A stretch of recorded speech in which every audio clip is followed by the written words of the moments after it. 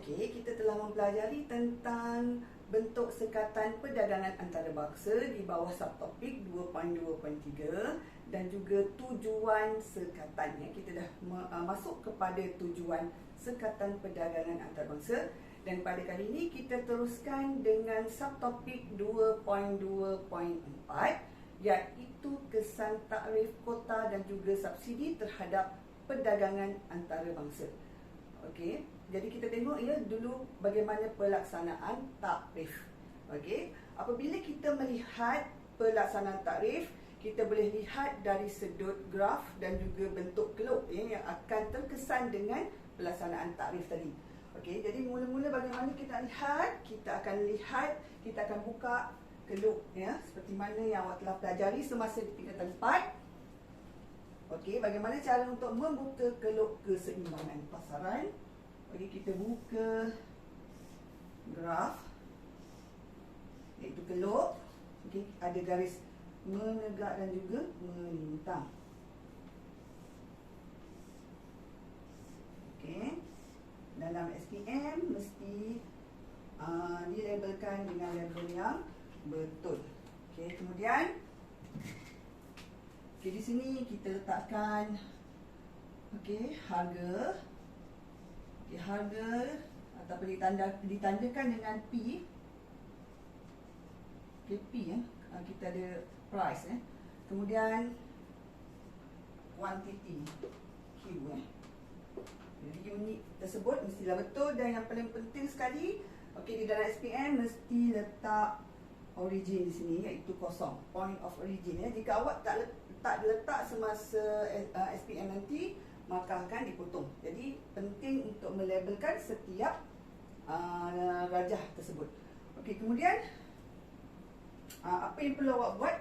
Kemudian kita buka kelop pasaran. Okey, kelop pasaran boleh dilukis seperti yang awak pelajari semasa di tingkatan 4. Okey, ini adalah kelop pasaran. Kita tandakan dengan D. Okey, D stand for demand. Okey, dan supply itu kelop penawaran. Okey. Jadi di sini adalah kelop keseimbangan pasaran yang mana yang pernah awak pelajari semasa di tingkatan 4. Okey, jadi di manakah keseimbangan di sini? Iaitu titik keseimbangan adalah berada di sini, iaitu ditandai dengan E E kosong. Kita tandakan dengan E kosong. Okey, iaitu equilibrium point. Okey, jadi kita akan dapat harga di sini. Kita tandakan dengan P kosong. Dan kemudian kuantiti. Kuantiti adalah Q kosong. Okey, di sini adalah berlakunya pasaran tempatan. Maknanya kita bagi contoh di sini adalah contohnya seperti pasaran kereta. Okey, jadi kalau kereta di Malaysia ni kita tengok kereta tempatan adalah contohnya pengeluaran kereta Proton. Okey, jadi di sini berlakunya pasaran kereta Proton. Kita bagi contoh kereta tadi. Okey, ini adalah sebelum berlakunya perdagangan antarabangsa. Okey, setelah berlakunya perdagangan antarabangsa ataupun kemasukan kereta-kereta import tadi, okey, maka kelop tadi, kelop penawaran tadi akan beralih ke sebelah kanan. Okey, kita tengok di sini. Okey, di mana kelop penawaran iaitu yang SS ni. Okey, sebelum itu cikgu tandakan kosong tadi.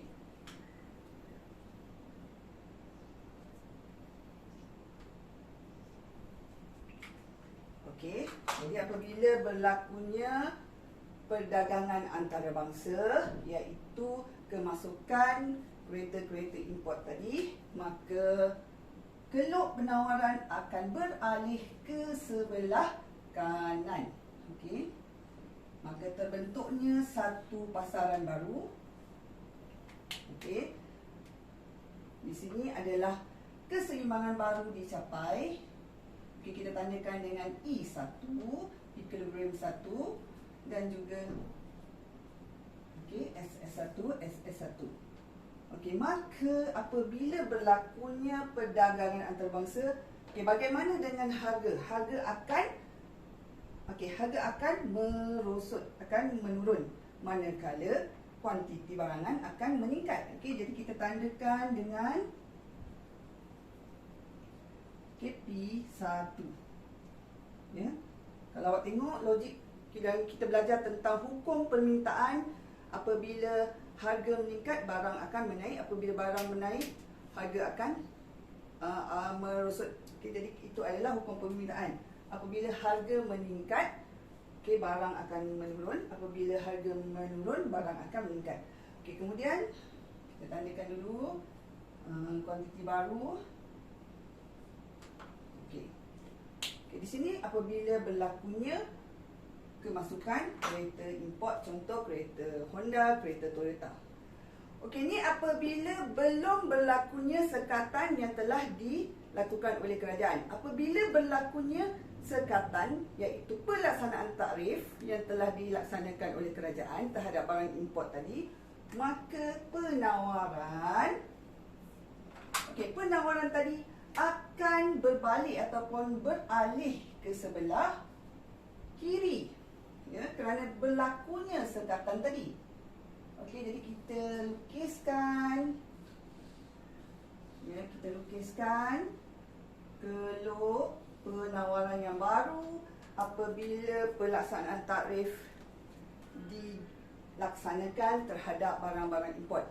Okey, itu sebab kenapa kerajaan melaksanakan tarif tadi. Kerana apa tadi awak tengok di sini? Barang akan, kuantiti akan jadi meningkat kerana ada lambakan barang ya. Jadi kalau awak tengok jualan kereta di Malaysia daripada kosong ke Q tadi. Okey. Kemudian apabila berlakunya ataupun pelaksanaan tarif tadi dilaksanakan, akan wujudnya pasaran baru, keseimbangan baru juga akan dicapai, iaitu ditandai dengan E2. Okey, SS2, SS2. Okey, kalau tengok di sini, harga akan kembali meningkat. Okey, kita tandakan dengan P2. Okey, kalau tengok tadi, apabila berlakunya perdagangan antarabangsa, harga akan merosot. Ya, dan kuantiti juga akan meningkat. Ya, ini adalah hukum permintaan. Dan apabila berlakunya sekatan tadi, pelaksanaan tarif tadi, maka harga tadi akan kembali meningkat. Ya, kerana kerajaan nak sekat tadi ya. Kenapa? Kerana harga barang tadi, kos barang tadi, kos pengeluaran untuk barang import tadi kembali meningkat. Kerana duty import yang telah dikenakan oleh kerajaan terhadap barang-barang import menyebabkan kos tadi menjadi meningkat. Okey. Jadi awak kena labelkan ya dalam SPM. Setiap label ini adalah markah ya. Kalau awak tidak meletakkan label, tak ada makna awak punya keluk tadi. Okay, kita tandakan Q. Okey, di sini kita tandakan dengan Q4, Q3. Okey. Okey, jadi sekarang ni awak dah nampak bagaimana pattern keluk. Sekarang ni di manakah sumber kerajaan tadi, iaitu takrif? Di manakah yang kita nampak sumber kerajaan tadi? Okey ya, kalau kita tengok di sini, kita kena tandakan ya, kita kena tandakan setiap label tadi. Kita tarik setiap label mengikut keluk tadi. Okey, kita tengok bagaimana pattern tersebut.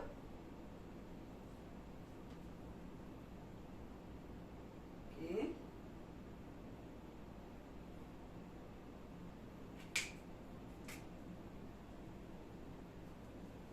Okey, awak nampak di sini ya. Okey, kita tandakan dengan Q1, Q2, Q0, Q3 dan Q4.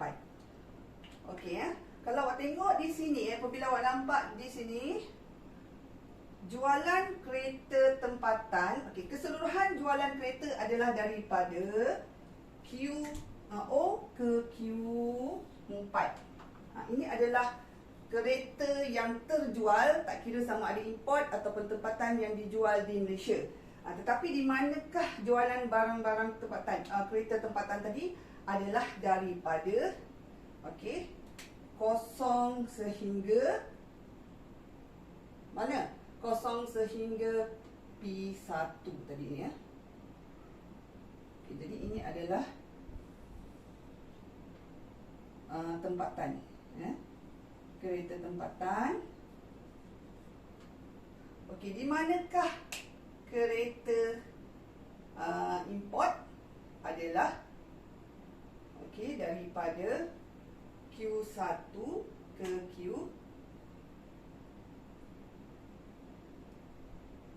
Q4 ya, tadi ni import.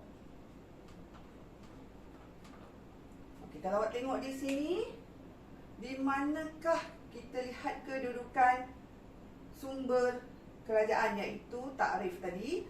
Kalau nak tengok, kita tengok di manakah puncanya, di mana punca di manakah puncanya dia punya penawaran tadi, penawaran atau pelaksanaan takrif tadi bermula daripada sini. Tadi sini takrif. Jadi dari di sini ini adalah pelaksanaan takrif tadi awak tengok kat sini. Sehingga sini merupakan pelaksanaan takrif. Jadi sumber hasil kerajaan adalah berada di sini. Ya, kalau awak nak tengok, kita lihat pada pasaran baru yang tadi telah dialihkan. Jadi kita tandakan, kita labelkan dengan A, B, C dan D. Jadi di sini merupakan hasil kerajaan, iaitu takrif yang telah kita pelajari semasa di tingkatan 5 bab 1 ya. Awak belajar tadi tentang hasil-hasil kerajaan.